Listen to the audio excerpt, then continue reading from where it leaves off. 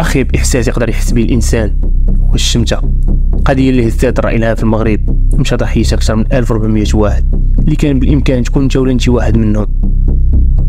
من بين هاد الضحايا بزناس مشى ليه راس المال ديالو والخدمه ديال الاعوام في التبزنيس. هاد لافير بالضبط تصنفات اكبر عمليه نصب شرعي في المغرب في مجال العقار. شنو طرا بالضبط؟ شنو علاقه البزنس بهاد القضيه؟ فين مشات الفلوس؟ هادشي اللي غنعرفو جميع. خليكم معنا نبداو القصه ديالنا. حميده 31 سنه، بزنس في اي بي. علاش قلنا في اي بي؟ حيت مريقل كيعرف يختار الكليان ديالو مزيان. الكليان ديال حميده كاملين صحاب العاقه والزماكريه. اختار هاد الفئه حيت معاهم الصرف ديال بصح وفي نفس الوقت كيبقى بعيد عن المشاكل والصداع. ما علينا. حميده واحد النهار خدام عادي بحال ديما، جاو عنده جوج ديال لي كليون من لي كليون فيديل ديالو، بقاو يتقداو كيف العاده. عطاهم السلعه ديالهم تخلص، مشاو جوجهم فرحانين. ولكن المشكل فين كاين؟ هما جوج دراري غادي يتلاقاو العشرين ديالهم في واحد السواري، وانتم راك عارفين غادي يتكيفوا مجموعين، ودوك صحابهم غادي يعرفوا بلي السلعه اللي كيجيبوها سلعه نقيه يتكيفوا معاهم. لصقوا دوك الدراري مشي يوريوهم البزنس اللي كيتقداو من عنده. ولكن دوك الدراري والو ما بغاوش. علاش؟ حيت حميده موصيهم، ما باغيش كليان بزاف، ما باغيش صعب باش ما يدخلش في المشاكل. ولكن بحكم بلي هادوك صحابهم لصقوهم وراهم الدار ديال حميده. مشاو عند البزنس طقطقوا عليه خرج، قالوا له حنا من طرف فلان وفلان. ولكن واخا هكاك حميده نكر، ما بغاش يعطيهم السلعه. بقاو لاصقينو خاف يتشوه وعطاهم السلعه وصدرهم. وهذا اكبر غلط دار. علاش؟ انتم تعرفوا دابا. هاد الدراري كيفو مزيان وقادوا الراس. من سوء الحظ ديال البزنس انهم ديك الليله دازو مشاو للكوميساريه. فاش مشاو للكوميساريه تقلبوا بها سيغ ولقاو عندهم الحشيش. سولوهم منين شفتوا هادشي، ما هما ماشي من لي كليون ديالو، في البلاصه بركو بيه. جا المخزن عند حميده ولكن جاو سيفي عاقبيهم. داروا راسهم بغاو يتقداو ولكن حميده مريكل عاقبيهم ونكر واحد النكره خايبه. مداو منه الحق الهبط حيت ما عندهم شي بروف. كتبقى هضره خصو يحصل متلبس. وديجا الدوسي ديالو نقي، ما عندوش سوابق عدليه. هادشي اللي عاونو بزاف. مشاو البوليس بحالهم ولكن حميده دخلو السطح. في الليل دوا مع مراتو في هاد القضيه وقال ليها غادي نمشي نضرب اخر ضربه وغنحبس هادشي ونتوب، حيت هادشي حسيت بيه غادي يديني للحبس. فعلا الاحساس ديالو مكذبوش.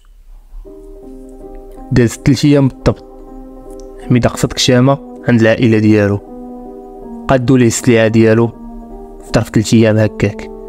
طلبوه باش يبقى معاهم كشر يونسهم مع دوك من العائله ديالو. حميده لا راسو قاصح قال لهم رجع خدام. هز الصاك ديالو مات 3 الصباح وقصد الكار. دخل الكار لوطوروش، ضرب النص ديال الطريق وهو يدير كسيده. دار كسيده شويه خايبه، حضروا فيها الشوندار. تعطل حميده وطلعت الشمس. نتوما راكم عارفين الشمس كتطلع السلعه كدير الريحه معروفه هادي. حميده ما سخاش بالسلعه ديالو والجندرم شمشامه الحرفه ديالهم هاديك. طلعوا للكار سول شكون مول الصاك. الاخر ما سخاش بالسلعه ديالو حصل موتي لبيست. هزوه داو للبريكاد. بحكم ان القضيه باينه جا البوست في البلاصه. داز المحكمه حكموا عليه بالنقل ديال السلعه والبيع ديالها. تلطمش حياته تضرب ب10 سنين الحبس. جا البوست. هذه هي القصه ديال حميده. 2017 شهر 3 داز تقريبا 10 سنين للنهار اللي تشد فيه حميده ودخل الحبس. ما بقى له والو يخرج ايام قليله. هاد النهار بالضبط جات عنده مراتو والملامح ديال وجهها ما كيبشروش بالخير، باينه فيها كاعيه ديال بصح. دخلات وجلسات كتناقش هي وياه. قالت ليه انت اكثر من نص ديال حياتك ضيعتيه في البزنيس وهاد التخربيق، ومازال دابا عايشين في الديور ديال الكرا، ما عندناش حتى دار اللي نجمعوا فيها ولادنا. اول حاجه غادي دير فاش تخرج هي غادي تشوف لينا شي حل ناخذوا شي دار اللي نجمعوا فيها حنا ولادنا. حميده ما لقى ما يقول ووافق الراي. دازت ايام قليله تقريبا سيمانه وخرج حميده من الحبس. خرج على ابواب سيدنا رمضان. النهار الاول في رمضان العائله مجموعين على الطبله ديال الفطور وكيتفرجوا في التلفازه اللي كتكون مطرطقه اشارات في هاد الوقيته. فجاه جات عينيهم على الاشهار ديال باب دارنا، مشروع عقاري جديد عنده عروض مغريه وامتيازات كبيره. خلات البزنس ومرتو يركزوا مع الاشهار وياخذوه بجديه. عجبهم الاشهار ومن بعد ايام قليله العائله قررت تقصد المكتب العقاري. داكشي اللي كان، مشاو اختاروا الدار اللي رضات الذوق ديالهم وبداو في الاجراءات القانونيه. من موراها بشويه عطاو الدفعه الاولى اللي كانت اكثر من 70% من الثمن الاجمالي ديال الدار، واتفقوا معهم على انهم غادي يتصلوا بهم بعد مده قليله ويسلموهم السوارد ديالهم. دازت الايام وما كاين حتى شي اتصال. العائله دخلها الشك، هادشي اللي خلاهم يقصدوا المكتب العقاري. وتما كانت المفاجاه، لقاو الدنيا مطرطقه بالناس دايرين مظاهره قدام باب الشركه. سولوا بالزربه على اش واقع، لقاو الناس كتشكى باغيين يرجعوا فلوسهم.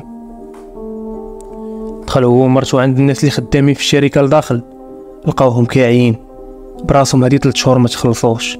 تما بالضبط بدا كيدخلهم الصهد. باب دارنا الشركه اللي تعلق الاسم ديالها باكبر عمليه نصب دازت في التاريخ ديال المغرب، اللي تقدر مجموع الارباح ديالها في هذه النصبه ب 60 مليار. على الراس ديالها مدير التنفيذي محمد الوردي والشركاء 6 ديالو. هذه المجموعه ديال النصابه استغلوا الفراغ القانوني باش ينفذوا هذه العمليه على بزاف ديال الضحايا اللي ما قدروش يرجعوا فلوسهم، وداروا مظاهرات بلا حتى نتيجه. هنا رجعوا للبزنس. فاش شاف هاد الروينه عرف بلي القضيه ما تحلش بالمظاهرات والصداع. اتفق هو و6 ديال الضحايا اخرين وقرروا يقلبوا على الادريس ديال محمد الوردي مول المشروع. داكشي اللي كان، مشاو للفيلا ديالو. سلام حنا الناس اللي كليون ديال مشروع باب دارنا. العجيب في الامر هو السيد مرتاح، استقبلهم احسن استقبال باتاي والحلوى. سولوا اش واقع، جاوبهم بكل ثقه، هذه غير سحابه عابره، ما عندكمش مناش تخافوا، فلوسكم في الامان. والمعروف على هذا النصاب انه خطير في الاقناع لواحد الدرجه ما يمكنش تبيتي ديال بصح. الضحايا واخا هذا الاقناع كامل ما بغاوش يخرجوا ليه من الفيلا، خافوه لا يهرب ليهم، قالوا ليه فحال والو تهرب، لقينا كي غير بزز. ما تفكوش معاه حتى عطاهم شيكات فيهم ضمانه بالاملاك ديالو عاد باش خرجوا. مشاو الضحايا يدفعوا الشيكات، تفاجئوا حتى شيك من الشيكات ما تقبل ليهم كاملين بدون رصيد. مور ما ضحك عليهم البزنس والضحايا رجعوا عنده بالزربه. وواحد الحاجه جاتني عجيبه، انه ديما متاح وما كيتهربش انه يتلاقى بشي واحد من الضحايا، كيعطيك انطباع ديال الثقه العمياء حتى كيخليك تشك في راسك. وصلوا عنده قالوا ليه الشيكات بدون رصيد، قال لهم لا ما كانش عليكم تدفعوهم، يلا كنعمر الفلوس، خاصكم تدفعوهم شويه بشويه، ولكن عندي لكم الحل. غادي نكتب لكم ارض في سميتكم وغنتهناو. الارض كتساوي اكثر من 600 مليون اللي كتسالوني نتوما 6 بكم مجموعين. مشاو عند النوطير، يلا وصلوا هو يشنق عليه ضحيه اخر كيسالو 20 مليون. بداو يفكوهم والو ما تلقوش، شداه مع الكوميساريه. بقاو تما ساعه، سينا ليه شيك فيه 20 مليون، تفاك معاه وخرج. بقى البزنس وسط الضحايا اللي معاه مازال ما دار معاهم والو حتى حل. رجعوا عنده الغد ليه، بقاو معربطين في الشركه. حتى جا مول الشركه وقف الطوموبيل ديالو ودخل عندهم. قالوا ليه اليوم ما نتفكوش معاك، تصيدنا 2 ديال المرات، الاولى بالشيكات والثانيه بالارض اللي كلتي لينا. جاوبهم وقال لهم كاين الحل، غدا مع الجوج عجيني فيرمون من كندا ونعطيكم رزقكم كاش. قالوا ليه ما قلتي عيب، غنبقاو معاك حتى الجوج ديال الغدا، ما نمشيوش ما نتحركوش من هنا. داكشي اللي كان، بقاو تما حتى وصل الوقت وما كاين حتى جديد. في الاخر اعترف وقال لهم ما عنديش الوجه اللي نشوف فيكم، الفلوس ما كايناش. تما تاكدوا باللي ما يعطيهم والو، هزوه وداوه للبوليس. ما قاومش ومشى معاهم، قال لهم مرحبا حقكم هذاك. كان يقدر يدير معاهم الحل بحال مول 20 مليون، يعطيهم فلوسهم ويشهنا، حيت عنده ثروه كبيره كتقدر باكثر من 60 مليار. ولكن واحد من الضحايا اللي مع البزنس هز التليفون ودار اللايف، قال فيه باللي شدينا مول الشركه وحنا دابا في الكوميساريه.